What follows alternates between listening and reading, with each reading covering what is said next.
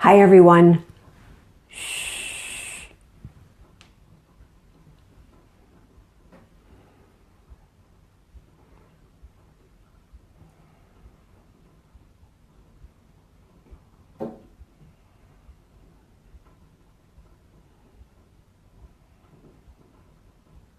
Wow, how is that for you?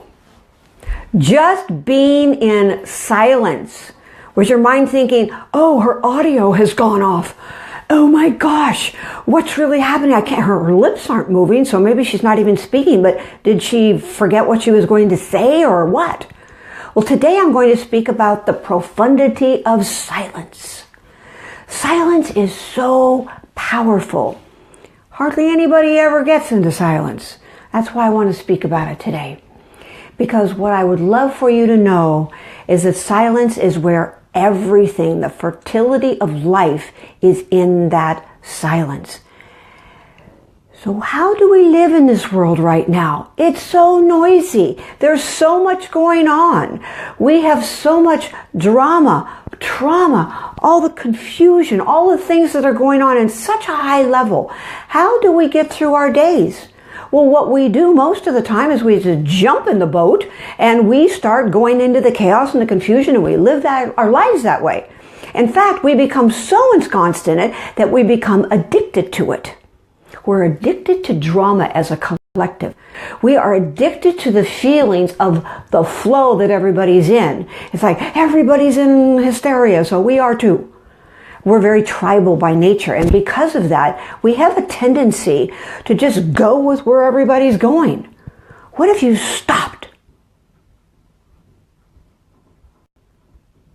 What if you became different? What if you went inside and were with yourself rather than just being Harry-carrier, whatever that word is? What if you decided for yourself that you were going to go internally, and before you were just reactive to everything, you took a breath? What if you became the observer and you watched what was happening out there, and you just allowed yourself to observe that at such a high level that you were not at effect of it? What if you took your power back from all the chaos and the confusion and the trauma and the drama of life?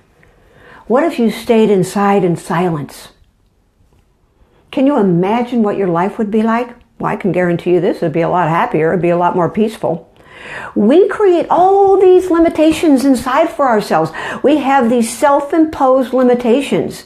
We have time frames. We have to do this within a certain time, blah, blah, blah, blah. Well, you know why that is? You know what's underneath that? What's underneath that is fear. All limitations are self-imposed, and everything that we think that we must do within any certain period of time is based on a fear. Well, if I don't do that, I'm not going to get paid. Well, if I don't do that, he's going to be mad at me. If I don't do that, she will never speak to me again. Well, if I don't do that, then I won't get this to my boss, and then I'll lose my job. And if I lose my job, then I don't have any money. If I don't have any money, then I can't take care of my family. If I can't take care of my family, we're going to be on the streets. And if we're on the streets, we won't have any food, and we won't have any shelter, and we won't be able to do anything, and we're going to die. That's actually the way the mind works, whether you're conscious of it or not. There's always this underlying thing going on about what's the worst that can happen, and death is one of the things that comes up a lot for people. So what if you just stepped out of the box of the rest of the world and you became an individual? You became so centered in what it is that you knew was true for you that you didn't become or be reactive, but rather you observed and you responded. You responded with the gentleness and the compassion of the silence. The silence is so profound. And when you learn how to be in silence, when you learn how to really be okay with things that are going on around you without being at effect of it, do you know what occurs? You have an inspiration instead of a desperation show up. Things just kind of like happen. You recognize that life is just happening, and you can jump into the boat of the flow, or you can go, no, I can't because I have to do this this and I have to do that. And I'm really in a place where I cannot live if I'm not in drama.